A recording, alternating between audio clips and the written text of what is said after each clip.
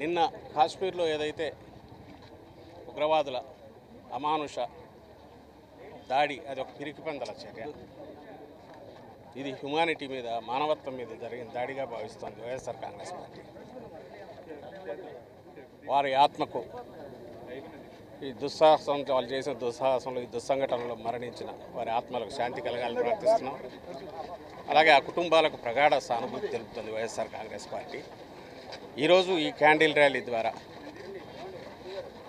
మన భారతీయ పవిత్రమైన భిన్నత్వంలో ఏకత్వం అనే పవిత్రమైన భావనతో మన ప్రజాస్వామ్యం పరిడవిల్లుతోందో ఇక్కడ వెలుగొందుతోందో దాన్ని సింబాలిక్గా ఎక్స్ప్రెస్ చేసే దిశగా, అలాగే ఇలాంటి పిరికిపందల చర్యలు, టెర్రరిస్టుల అటాక్స్, ఉన్మాద చర్యలు ఈ సంకల్పాన్ని, ఉక్కు సంకల్పాన్ని చెదరగొట్టలేవని తెలియజెప్పడం కోసం దేశవ్యాప్తంగా కూడా ఇలాంటివి జరుగుతున్నాయి. ఇలాంటి వాటిలో వైఎస్ఆర్ కాంగ్రెస్ పార్టీ ఎప్పుడు ముందుంటుంది. అధ్యక్షుడి ఆదేశాల మేరకు, ఆయన నిర్ణయం మేరకు ఈరోజు ర్యాలీలు జరుగుతున్నాయి. అలాగే మన రాష్ట్రంలో కూడా 2 కుటుంబాలు వాళ్ళ ఆప్తులను కోల్పోయాయి.